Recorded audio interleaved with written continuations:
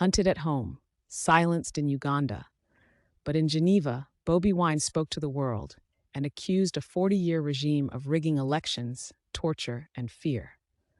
Now the question is, will the world finally listen? From the global stage of the Geneva summit, Uganda's opposition leader laid out allegations of repression, disputed elections, and a system many say has ruled through intimidation for decades. This wasn't just another speech. It was a direct appeal to the international community and a warning that Uganda's political future hangs in the balance. If you believe Africa's stories must be told without fear or filters, like this video, share it so the conversation grows louder, and subscribe to Afriscope TV, because the next chapter of this struggle is unfolding in real time. It is 2026, and here I am again, speaking to you at the Geneva summit. Nothing has changed for the better, only going from bad to worse. Despite what happened in 2021, we were driven by hope to give it another try.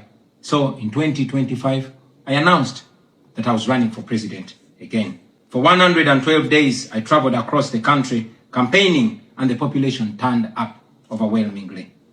Yet again, our campaigns were violently attacked, our supporters were murdered, we were blocked from reaching many places, and were also blocked from several media stations. As usual, Museveni shut down the internet again, this time 3 days to the election. And what happened thereafter was not an election, but a military operation. The election was so rigged to the point that even at the polling station where Museveni voted for, he got much more votes than the actual registered voters in the register. Our polling agents in several places were arrested and whisked away. Several of our party officials were arrested and many abducted. 2 female deputy presidents of our political party were abducted and held incommunicado in a military barracks for 3 weeks before being thrown into a prison where they are languishing right at this moment. The military was deployed on our streets, shooting on spot whoever dared to challenge the criminality. It was under these circumstances that Museveni yet again declared himself winner of the election, this time with over 70% of the vote. Right now, I'm speaking to you while in hiding. This is because as soon as the election was finished, Museveni's son, who is also chief of the Ugandan military, issued an order to take me to him, dead or alive. The military acted on his order and raided my home. They tortured my family members, humiliated and undressed my wife, accusing her of hiding me. Meanwhile, they were recording and taking pictures of her, which the military chief later on shared on Twitter and bragged about capturing my wife. They also took over my home and surrounded it, and they are occupying my home as we speak right now. My wife and children had to flee the country for fear of their lives. I am in hiding, but I don't want to be in hiding. It was necessary though, so I can stay alive and be able to speak to you right now. I've said it before and I say it again, that I'll resurface at the right time in my country. I feel like the international community has abandoned us. They've ignored us and they've left us to the fate of dictators. When I ran for president in 2021, Museveni and his thugs denied their crimes. They killed our people and denied it. They tortured people and denied it. They raided our houses and denied it. General Museveni has been a smart dictator because he puts on a suit, goes to the West and to the UN, speaks very nicely about democracy and human rights, but realistically, he does not mean any of those. He talks about our so-called Human Rights Commission in Uganda, but the same person closed the UN Human Rights Office in Uganda 2 years ago because they dared to question him about his atrocities. Now that is how he has been able to maintain a facade of democracy for 40 years and counting. But now Museveni is 83 years old, and his 51-year-old son, Muhoozi Kainerugaba, commands our military, the Uganda People's Defense Forces, more like Uganda's defense against his own people. And he's effectively in charge. Unlike his father, Muhoozi does not play the role of a good dictator. He openly and shamelessly says despicable things on social media. On Twitter, he openly confesses and brags about committing atrocities against the people of Uganda. When he was summoned by Parliament, he called Parliament a house of clowns and fools, and he threatened to arrest all of them. He describes judges of the Supreme Court of Uganda as clowns in wigs, and he has threatened to crush all journalists that dare to criticize his actions. In April last year, he abducted, detained, and tortured my close friend and bodyguard called Eddie Sebufu, also known as Eddie Mutwe. He later on posted on Twitter naked pictures of Eddie, boasting that Eddie Mutwe was in his basement learning Museveni's mother tongue, Lunyankole. Last month, he bragged about killing 22 of my friends, and he said that he's praying that I am the 23rd person for him to kill.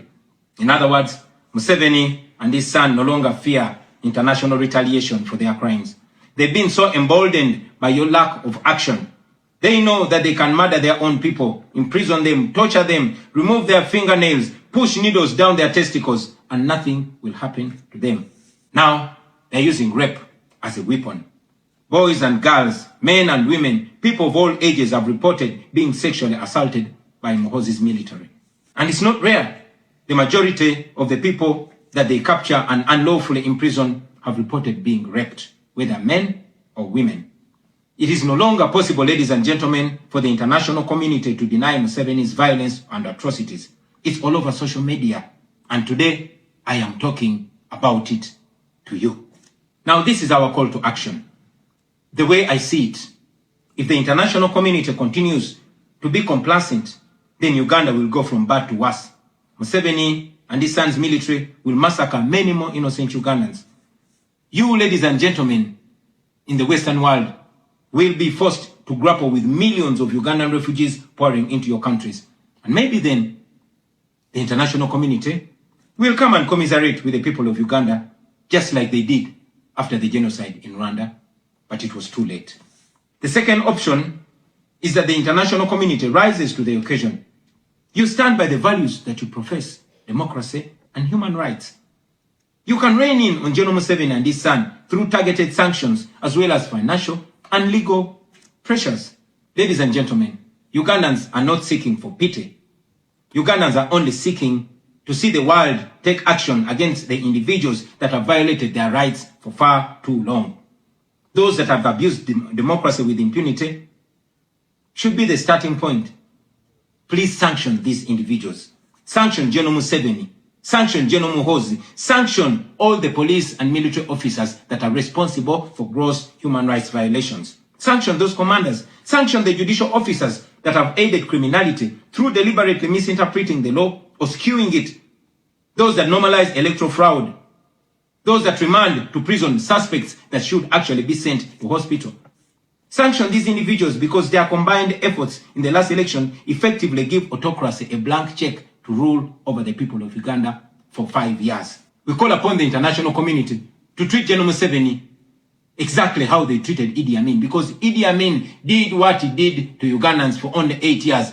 Museveni has done much worse to the people of Uganda, and it has been for 40 years and counting. Because of the inaction of the international community, Museveni's mode of dictatorship and human rights violations is being seen as acceptable in the region, and it must be stopped before it is exported to other countries in the region and in the continent. We ask the international community not to recognize Museveni's regime because it is not legitimate. Uganda's political future is still being written, and whether this Geneva moment becomes a turning point or just another speech in history depends on what happens next.